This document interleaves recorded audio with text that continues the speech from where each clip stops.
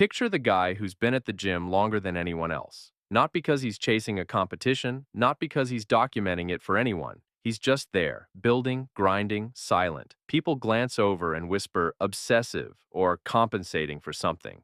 And honestly, they're not entirely wrong, but not for the reasons they think. What's actually happening runs far deeper than vanity or ego.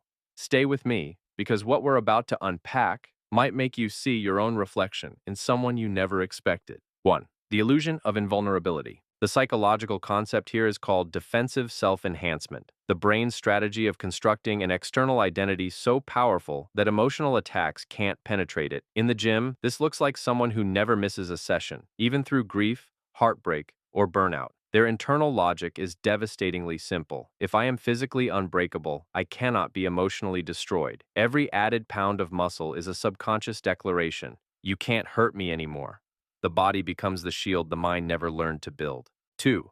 Hypervigilance translated into discipline. Hypervigilance is a nervous system in permanent threat detection mode, a common adaptation to chaotic or unsafe childhood environments. In the gym, it manifests as obsessive structure. The same exercises, the same order, the same time. Outsiders call it routine. Psychology calls it regulated anxiety. When the world once felt unpredictable and dangerous, controlling every rep, every set, every macro becomes the brain's way of creating the safety it was denied. The barbell becomes the one thing in life that always responds predictably. 3. Muscle as masculine grief. Many cultures offer men almost zero sanctioned pathways for processing pain, loss, or fear. Psychology calls this alexithymia, difficulty identifying and expressing emotion. The gym becomes a grief room with better lighting. The burning sensation in a heavy set is real, physical, acceptable pain, a socially approved substitute for the emotional pain sitting underneath. Tearing muscle fiber feels far safer than tearing down walls. Sweating is permitted.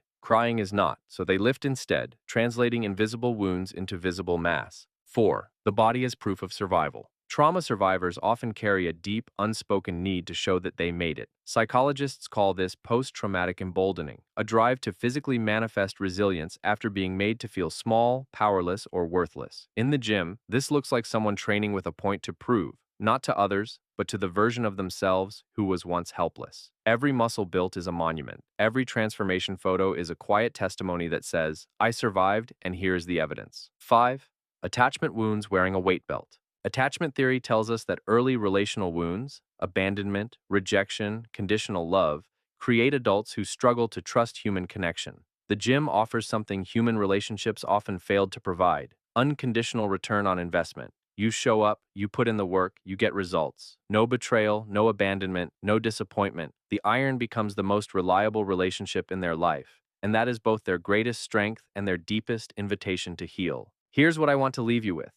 None of this makes you damaged. It makes you human. The fact that you found something, iron, discipline, a barbell at 6 a.m., and turned it into a coping mechanism, a survival tool, a reason to keep going, that is not weakness dressed up as strength. That is strength. If this channel is starting to feel less like fitness content and more like a mirror, that's intentional. Hit subscribe, because every week we go deeper, not just into the body, but into the mind that drives it.